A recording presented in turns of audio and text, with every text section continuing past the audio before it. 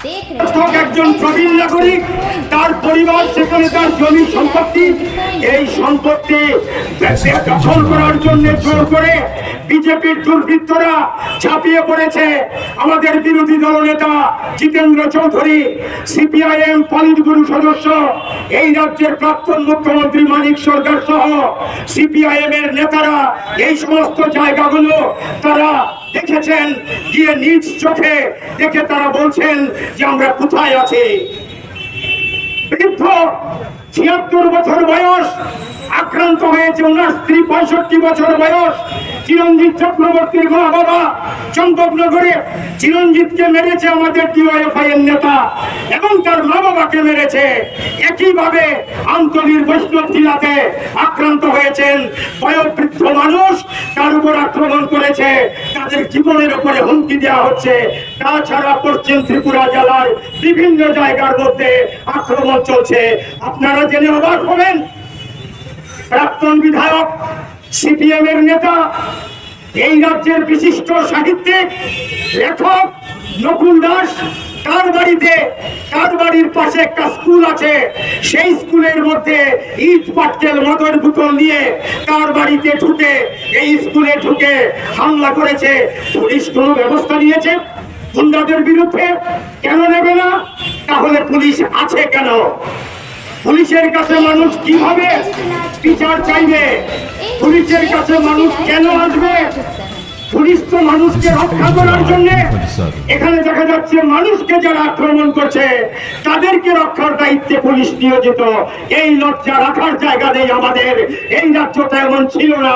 বামফ্রন্ট এই রাজ্যে ৩৫ বছর রাজত্ব করেছে, সরকার চালিয়েছে, এমন কেউ বলতে পারবে না। আর ৬ বছরের কাহিনী যদি বলি এই রাজ্যের মধ্যে, তাহলে শেষ হবে না। আপনারা জানেন, সংবাদ মাধ্যম জানেন, পুলিশ জানে, সেটা একইভাবে চলেছে। এটা চলতে দেওয়া যায় না। এর বিরুদ্ধে আমরা প্রতিবাদ করি।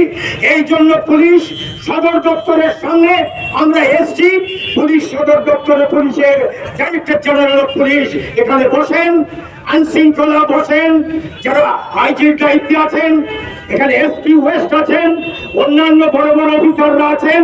আপনারা আমাদের কথা শুনছেন না এমন না। কাজে আপনাদের কাছে আমরা এখানে বিক্ষোভ জানাচ্ছি।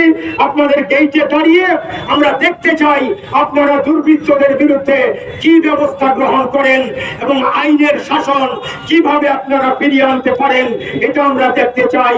যদি এটা না করেন তাহলে আমাদের লড়াই আমরা চালাবো, গণতান্ত্রিক পদ্ধতিতে আমাদের লড়াই চলবে। এই লড়াইকে দাবিয়ে দেওয়ার ক্ষমতা পুলিশ কেন, গুন্ডা কেন, কারুরই নেই। জনগণের ক্ষমতা, বড় ক্ষমতা, এই ক্ষমতা নিয়েই আমরা এখানে এসেছি। আমরা এখানে দুর্বৃত্তায়ন করার জন্য আসিনি, আমরা বিচার চাইতে এসেছি। পুলিশ বলুক দুর্বৃত্তদের বিরুদ্ধে ব্যবস্থা গ্রহণ করবে কিনা। যদি না করেন তাহলে আমরা আমাদের আন্দোলন অব্যাহত রাখবো। এই হুঁশিয়ারি আমি দিলাম। এই হুঁশিয়ারি দিয়ে আমি আমার বক্তব্য বিজেপির এই রাজ্যের যিনি এমপি হয়েছেন ডাকাতি করে পশ্চিম বাংলায় এসছেন, পশ্চিম বাংলায় মমতা ব্যানার্জির গুন্ডামি দেখার জন্য।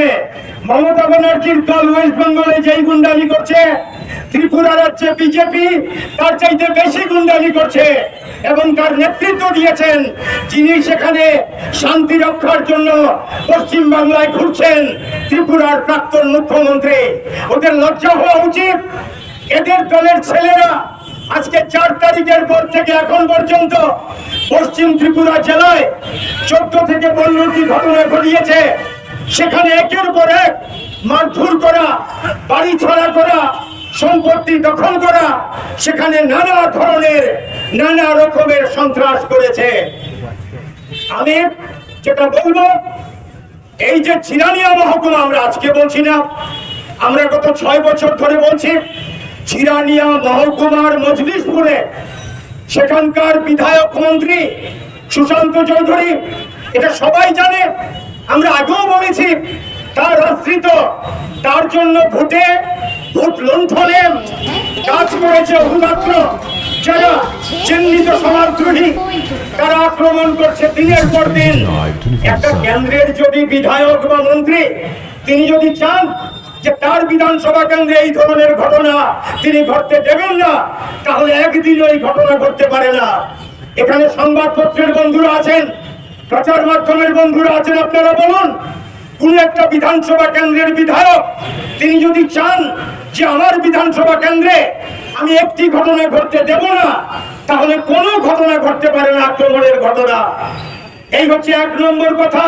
দু নম্বর কথা, ওই বিধায়ক যদি না চান, তিনি যদি চান যে তার এলাকার মধ্যে বর্গী রাজত্ব কায়েম করাবেন, তার এলাকার মধ্যে ফেসিবাদী রাজত্ব কায়েম করাবেন, তার এলাকার মধ্যে বিরোধী সিপিআইএম কংগ্রেস যে যেই দল করুক তারা করতে পারবে না, তারা আক্রান্ত হোক, তোমরা আক্রমণ করো, যৌথভাবে আক্রমণ করো, গিয়ে বাড়ি ছাড়া করো, তোলাবাজি করো, মারধর করো, রক্তাক্ত করো, হাসপাতালে নিতে দিও না। এইরকম যদি চান সেই এলাকার বিধায়ক মন্ত্রী, তাহলেই একমাত্র সম্ভব এই ধরনের ঘটনা ঘটতে পারে। এবং এই ধরনের ঘটনাই আজকে মজলিশপুরে ঘটছে। আমি দ্বিতীয় যে বিষয়টা বললাম, এটাই হচ্ছে কোনো দায়িত্ব নিচ্ছেন না শান্তি রক্ষার, বরং তার সঙ্গে যারা ঘুরে, তার হয়ে যারা গুন্ডামি করছে, গন্ডগোল করছে, তারা প্রশ্রয় পাচ্ছে, তারাই মজলিশপুর জুড়ে গত 6 বছর ধরে ব্যাপক সন্ত্রাস কায়েম করে রেখেছে। আমি প্রশ্ন রাখতে চাই মুখ্যমন্ত্রীর কাছে, স্বরাষ্ট্রমন্ত্রীর কাছে, গোটা এই বিজেপির যে মন্ত্রিসভা, এই মন্ত্রিসভার কাছে আপনারা তাহলে ঘোষণা করুন আপনাদের মন্ত্রীরা, বিধায়করা নিজ নিজ কেন্দ্রে তারা এই সমস্ত গন্ডগোলে মদত দেবেন, আইন কিছু করতে পারবে না। ঘোষণা করুন। এই ঘোষণা করছেন না, কেন করছেন না? আপনারা বুঝতে পারেন এটা যদি করেন তাহলে আপনাদেরকে মানুষ আরো ছিছি করবে।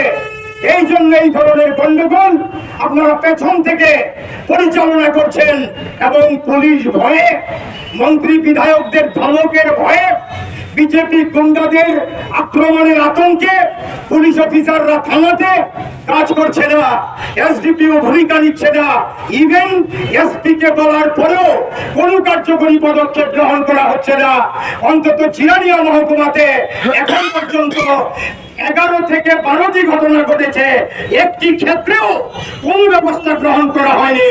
আমি এখানে পুলিশের সদর দপ্তরে, এখানে মাননীয় জেলা পুলিশ সুপার মিস্টার কিরণ কুমার, আমি তাকে বলতে পারি আপনার সঙ্গে আমার দীর্ঘ আলোচনা হয়েছে, আমি আপনাকে চিঠি পাঠিয়েছি, কিন্তু একটি ক্ষেত্রেও কোনো পদক্ষেপ করেনি পুলিশ।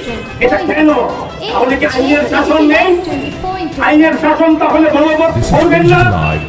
আপনারা দুর্বৃত্তদের ভয় পান, মন্ত্রী বিধায়কদের ধমককে ভয় পান, আইন শৃঙ্খলা নেই, আইন শৃঙ্খলা থাকবে না, তাহলে আপনারা পুলিশের বড় আধিকারিকের চেয়ারে বসে আছেন কেন? এই হচ্ছে আমার প্রশ্ন।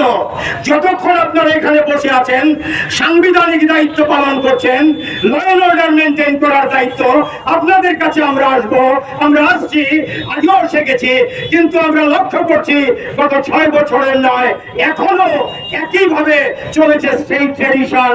গুন্ডারা গুন্ডামি করো, পুলিশ চোখ বুঝে থাকবে, গুন্ডারা উৎসাহিত হবে, আইন শৃঙ্খলা বলে কিছু থাকবে না, জঙ্গলের রাজত্ব কায়েম হবে, ফেসিবাদী ব্যবস্থা এখানে বলবৎ হবে। এটাই তো চলছে। এর বিরুদ্ধে প্রতিবাদ করছি। আগরতলা শহরে, শিবনগরে মনীষ ঘোষ সিপিআইএম কর্মী, তার বাড়িতে গিয়ে মধ্যরাতে তার বাড়িটাকে তছনছ করেছে, ভেঙে বাড়ির সমস্ত দরজা জানালা ছিন্ন ভিন্ন করেছে। আজকে রাজধানীর মধ্যে এই ঘটনা, একজন দুর্বৃত্তকে গ্রেফতার করা হয়নি, নাম ধাম দিয়ে মামলা করার পরেও কোনো গ্রেফতার নেই।